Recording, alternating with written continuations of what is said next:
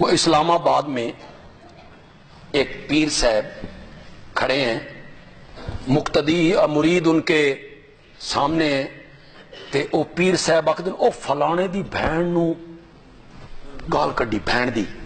مرید کہہ رہے ہیں سبحان اللہ۔ پیر صاحب ملفوظات نکال رہے ہیں، وہ بہن دی گال کر رہا، اندھے مقلد، جاہل۔ تمہیں اتنی سوچ نہیں ہے؟ پیر وہ ہوتا ہے جس کی زبان سے قرآن نکلے، مرشد وہ ہوتا ہے جس کی زبان سے پیغمبر کی حدیث نکلے، ولی وہ ہوتا ہے جس کی زبان سے تسبیحات نکلے، جس کی زبان سے گالیاں نکلے۔ وہ پیر نہیں، جاہل ہوتا ہے، جاہل ہے وہ۔ جاہلوں کا کام ہے گالیاں نکالنا، عالموں کا کام ہے گالیاں نکالنا؟ عالم گالیاں نکالتے ہیں؟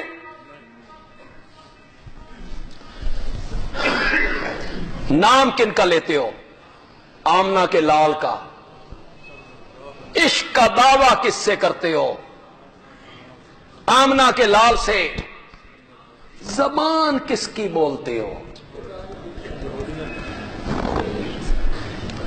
وہ جو میرے نبی نے کہا تھا سر کی حفاظت کرو، اور سر کے ارد گرد جو اعضاء ہیں ان کی کیا کرو؟ حفاظت کرو۔ ان میں اعضاء کون سے ہیں؟ آنکھ، کان، زبان، اس کی حفاظت کرو۔ کیا مطلب؟ زبان سے جھوٹ ہو نہ بولو، زبان سے کسی کی غیبت نہ کرو، زبان سے کسی پہ الزام تراشی نہ کرو، زبان سے کسی پہ تہمت نہ لگاؤ، زبان سے جھوٹی گواہی نہ دو۔ یہ ہے زبان کی حفاظت کرنا۔ زبان سے جھوٹی گواہی نہ دو، تہمت نہ لگاؤ، کسی پہ بہتان نہ باندھو، کسی پہ الزام تراشی نہ کرو، جھوٹ نہ بولو، غیبت نہ کرو، گالی نہ بکو۔ یہ ہے زبان کی حفاظت کرنا۔ گالی نہ بکو۔ گالیاں نکالنا شرفاء کا کام نہیں ہے شرفاء کا کام۔ گندے لوگ گالیاں نکالتے ہیں، بدماش لوگ گالیاں نکالتے ہیں، گنڈے لوگ گالیاں نکالتے ہیں، جاہل لوگ گالیاں نکالتے ہیں۔ جو مسند نبوی کا وارث ہے وہ گالیاں سن کے دعائیں دیتا ہے۔ یہ ہے صحیح وارث مسند نبوی کا۔ گالی کا جواب گالی سے۔ قرآن نے کیا کہا؟ ادفع باللتی ہی احسن، برائی کا جواب اچھائی سے دو، برائی کا جواب اچھائی سے دو۔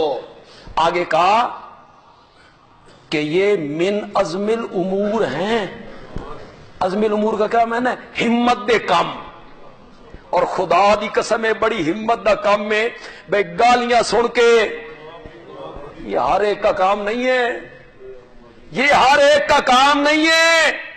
گالیاں سن کے اچھے لہجے میں جواب دینا، اللہ کہتی ہیں یہ ہمت کے کام ہیں۔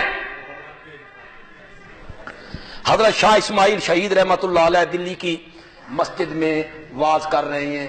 بالا کوٹ میں وہ شہید ہوئے، آ کے سکھوں سے لڑائی ہوئی ان کی، سکھوں نے غداری کی۔ تھے وہ دلی کے حضرت شاہ ولی اللہ محدث دہلوی کے وہ پوتے ہیں، اور شاہ عبد الغنی کے وہ بیٹے ہیں، اور شاہ عبد القادر کے وہ بھتیجے۔ انہوں نے تصنیفاً تقریراً شرک کے خلاف بڑا جہاد کیا، بڑا جہاد کیا۔ دلی کی جامع مسجد میں وہ واز کیا کرتے تھے، اور لوگ سینکڑوں کی تعداد میں ان کا واز سنا کرتے تھے۔ علماء ہند کا شاندار ماضی ایک کتاب ہے، علماء ہند کا شاندار ماضی۔ اس میں ایک واقعہ لکھا ہے حضرت شاہ اسماعیل شہید رحمت اللہ علیہ۔ انہوں نے واز کیا اس موضوع پر کہ نظر و نیاز کے لائق صرف اللہ ہے، اللہ کے علاوہ کسی کے نام کی نظر و نیاز جائز نہیں ہے. تو ہر علاقے میں نظر و نیاز کے الگ الگ روپ ہوتے ہیں، رنگ ہوتے ہیں. ہمارے یہاں 11ویں امام جعفر کے کنڈے، یہ دلی میں چلتی تھی بی بی فاطمہ کی سانک. بی بی فاطمہ کی سانک، اسے کہتے تھے سانک بی بی فاطمہ کی. وہ حضرت فاطمہ کی نظر ہوتی تھی، نیاز ہوتی تھی، وہ دیتے تھے، پکاتے تھے. حضرت شاہ اسماعیل شہید نے اس کے خلاف آواز اٹھائی مسجد میں. تو وہ جو شرارتی عنصر تھے نا کچھ لوگ، محلے میں ایک عورت تھی جو سانک دیتی تھی بی بی فاطمہ کی، اور ہر مہینے دیتی تھی، اور بڑی باتونی تھی، اور خادم حسین رضوی دی تقریباً بہن سی.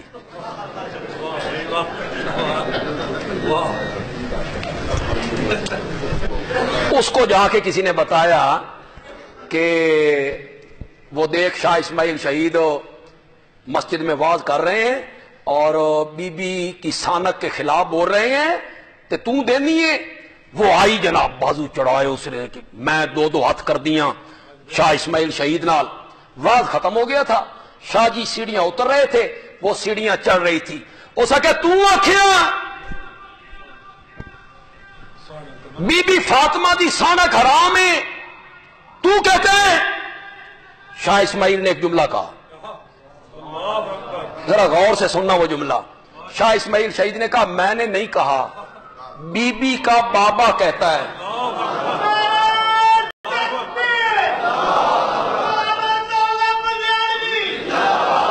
بی بی کا بابا کہتا ہے.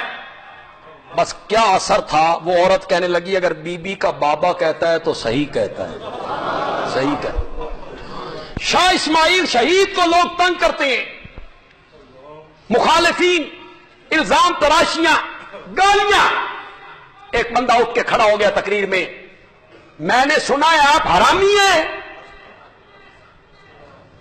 بڑا سخت جملہ ہے. آج کسی کو کہا جائے ناقابل برداشت، خدا دی قسم اس ویلے لڑائی ہو جائے، ڈانگ سوٹا چل جائے. شاہ اسماعیل شہید نہ بھڑکے، نہ غصے میں آئے، نہ اپنے مریدوں سے کہا پکڑو فلانے کمرے چ لے جاؤ تیزاب یضرب ضربن، نہ کچھ بھی. شاہ جی نے اس کی جملہ سن کے فرمایا تمہیں غلط فہمی ہوئی ہے، میری ماں کے نکاح کے گواہ تو آج تک دلی میں زندہ موجود ہیں، تمہیں غلط فہمی ہو. یہ علم ہوتا ہے، یہ عالم ہوتے ہیں، یہ مسند نبوی کے وارث ہوتے ہیں. تمہارے لیے علامہ اقبال نے کہا تھا زاغوں کے تصرف میں عقابوں کا نشیمن، بیچ کھاتے ہو جو اسلاف کا مدفن تم ہو. بزرگوں کی قبریں بیچ کے تم کھا گئے ہو. علامہ اقبال نے کہا تھا بیچ کھاتے ہیں جو اسلاف کا مدفن تم ہو.